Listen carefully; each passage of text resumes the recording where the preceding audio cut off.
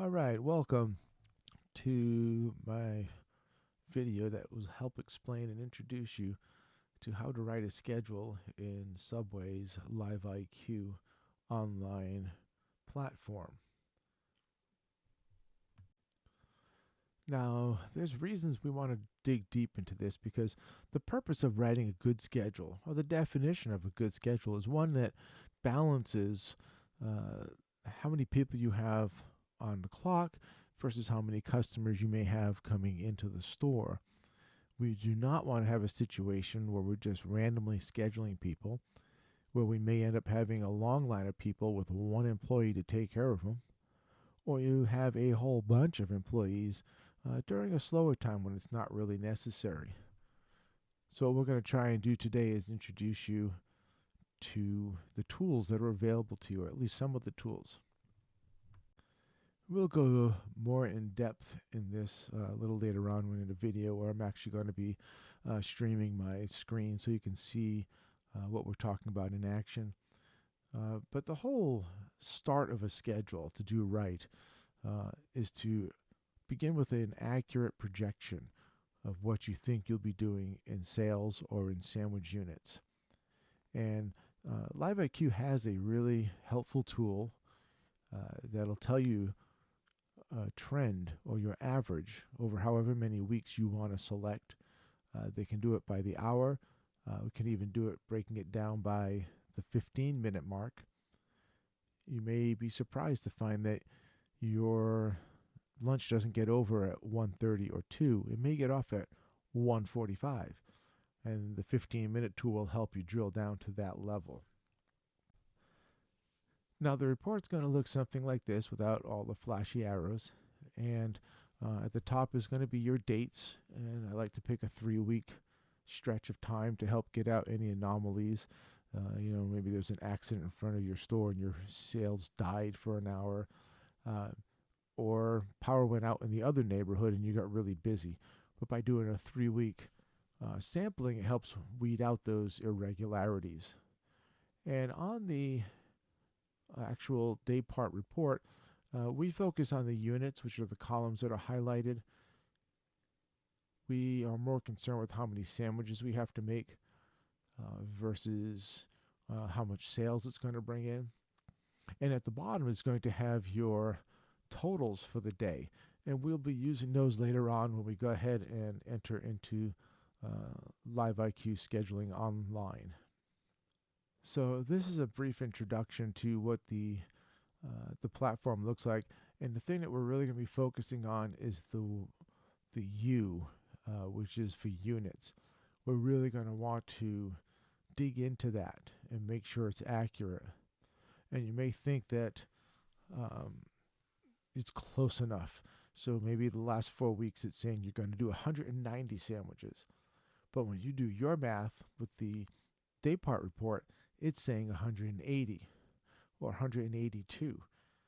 And you might say that's close enough. But by example, you can actually see that if you schedule the same amount of hours, one day is 190 units and the next one's 182. It makes a noticeable difference in your labor productivity, which would lead to profitability, wasting money. And the purpose of this slide is pretty much just as a reference point for you, like a legend off to the side as far as which icon does what. So let's go ahead and get into the actual video to see it all in action. Okay, here's going to be an overview of LiveIQ scheduling. So going into LiveIQ and then picking labor. And then scheduling. So when you come up to scheduling, it's going to by default have today's date already listed there. But we're going to pretend we're writing a new schedule. So I'm going to go to a different week so we can get a blank schedule. So this is how it would normally look when you go to start a schedule. It's going to be blank. The schedules don't usually change that often, so the general practice that we use is we immediately come and we copy the previous week.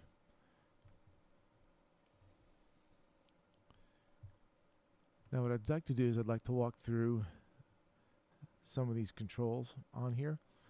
Obviously, menu brings up a lot of different options for you. If you want to print it, if you want to just print a chart, which actually basically kind of looks like the screen. And then there's like the copied last week, having autosave on or off. The publish schedule is the one that's going to send it to all your crew members. So if we go across, here's the obviously the save changes, and this is going to be clear the whole schedule. Then undo anything that you haven't saved yet. Now coming across here, this is actually going to be how many hours are scheduled. So when you rest the mouse, hover it over, you're going to see the data that it's showing you and telling you what it is.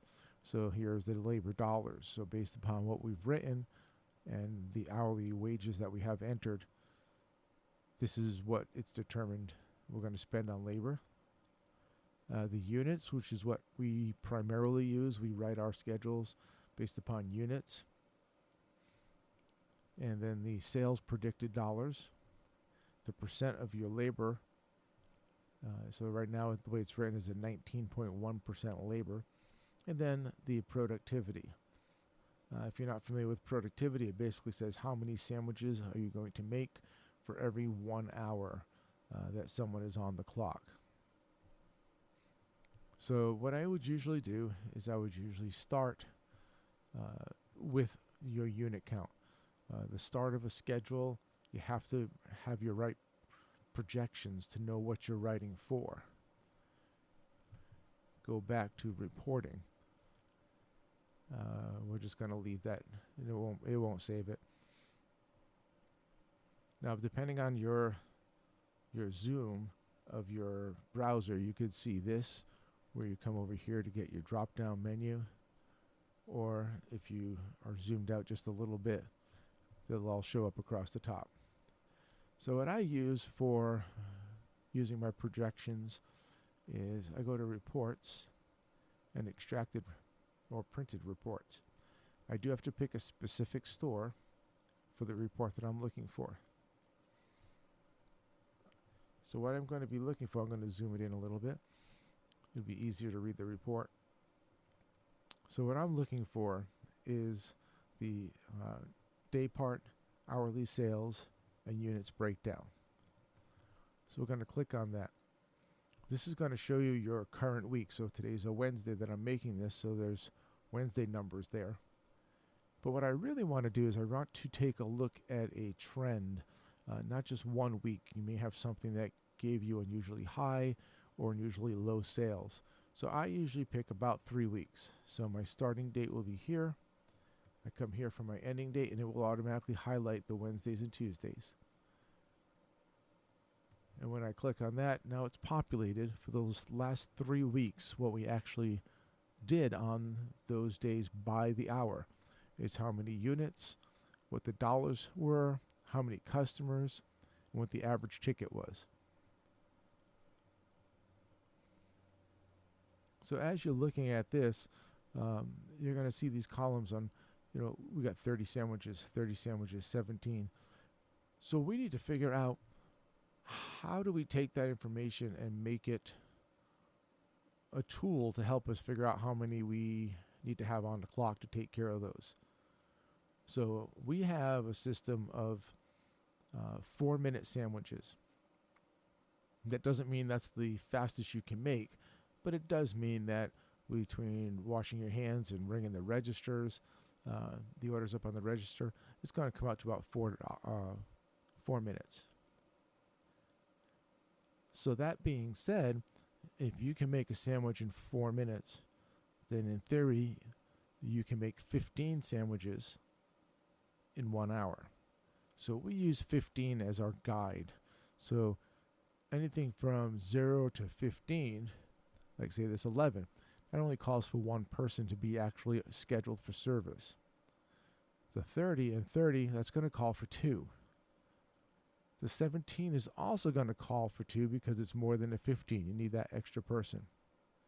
And what we would do is we'd actually plot this out on a graph, and we'd actually write next to the number how many we need on each hour. And once you kind of get your trend, so you know what your pattern is, this isn't going to change much. So when you copy your previous week's schedule, unless, like I said, something unusual came up, the schedule is going to change very little. It'll change, during time changes. So as the days get longer or shorter, it will affect where your people come in. So having looked at that, and I go back to our schedule,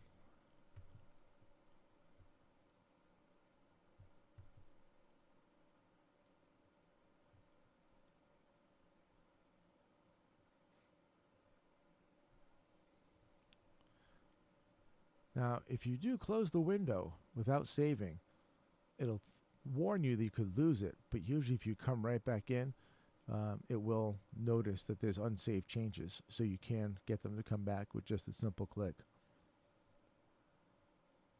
So we're going to take a look at this right here. This is our units that it's projecting based upon our last week's average. You can actually set that up in another location, but this is what you're going to look at. And you're going to want these to be accurate because it's going to be critical when it comes to writing a schedule. In the earlier documents, I showed how even an 8 sandwich difference can affect your productivity. So just because it's kind of close, you may still want to consider making the small little changes. We do not schedule based upon our sales dollars. We just want to make sure we have people to make the sandwiches. So we don't usually look too much at the sales piece. If we're going to make changes, it's going to be for units. So as we're coming down, this is the graph area. You can actually decide what is in here when you go into your schedule configurations. There's a lot of things in here you just get to pick, customize it the way you want it. So the graphs, I'm telling it when you're doing units, look at the last 4 weeks. I can set a productivity boundary. So I'll show you the lines. It'll show you the low number is an 8 and the high is a 15. So if we go back to here and you're seeing these green lines, I know it's really faint. They should probably make those a higher contrast. These are productivity. The bottom one is set to an 8. The top is to a 15. So you can make this anything you want. But then what you're going to want to do is start watching where your patterns are. You're not always going to be up in that range because you got other things to do. You got prep to do in the morning when you don't necessarily have a lot of customers, or maybe at the closing time you don't have a lot later at night. So that's why when it's the busiest for lunch, you're going to want that number, your productivity to be higher, closer to that 15, because you're going to need that to help offset when you don't have that many sales. All right, so now the blue bars are how many people you have on, whether it's 2, 1, 2. That comes in handy if you want to do a quick check to make sure you didn't make a mistake and you made a slight change in the schedule and now nobody's scheduled there. So everybody is scheduled. There's blue all the way across, but you still want to make sure you check that out.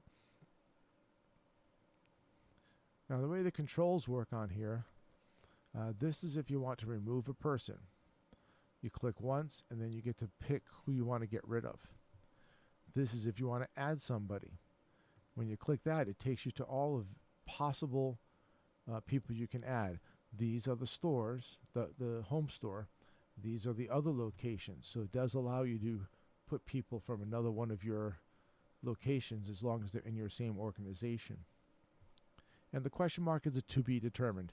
You know you need somebody there, but you haven't quite figured out who it's going to be. Kind of like it's a placeholder so you can help plan your schedule without committing to any one person doing a specific shift. This one here will actually turn the graphs into actual hard numbers or turn it off. It cycles through.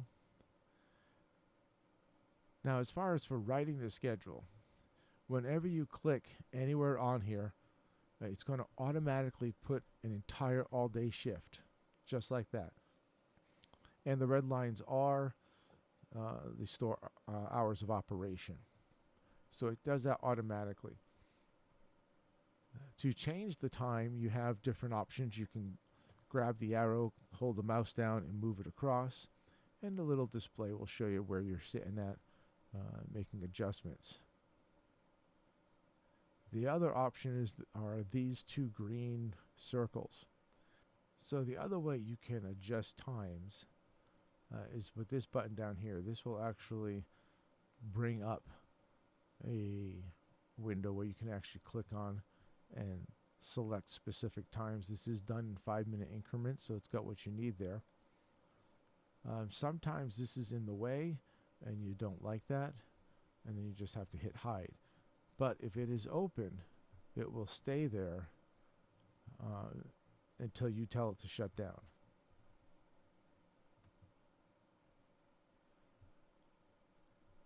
So you'll put your people on and you'll drag the hours to make it to what you want.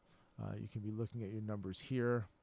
So on this one, it'll tell you the predicted units is the blue dotted line.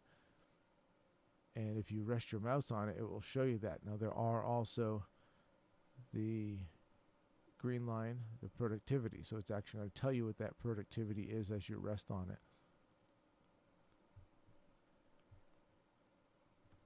All right, so some other things with the schedule.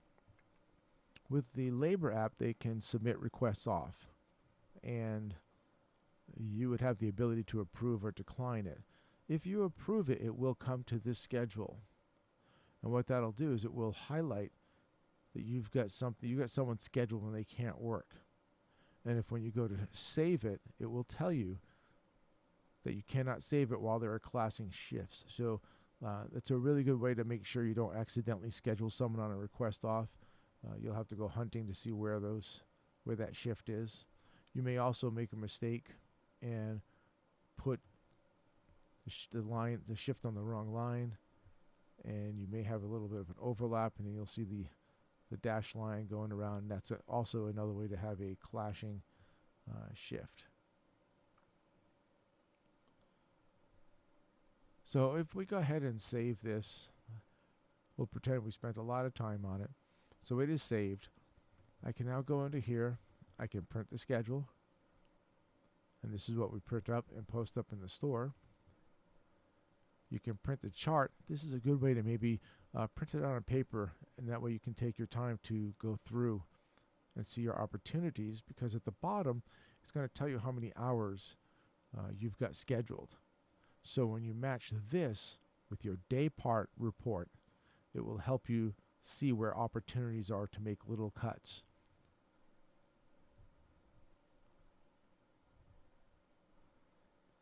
Send schedule, that used to be something we do a lot.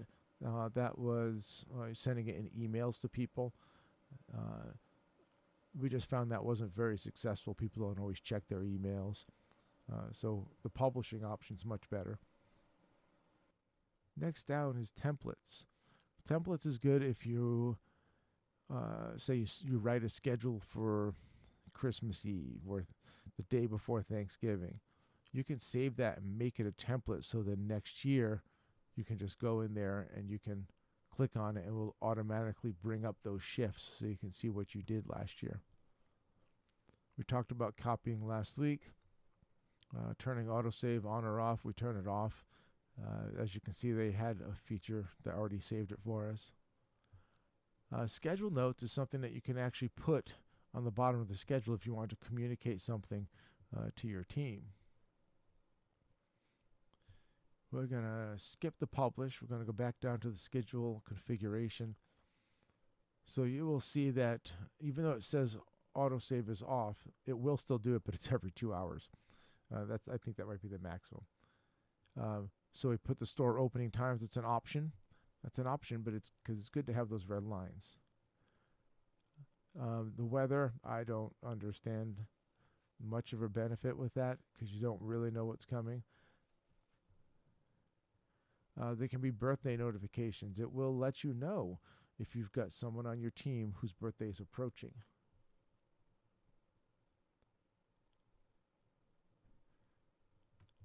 On the schedule, we can actually put more details when we print it, but we don't really need that.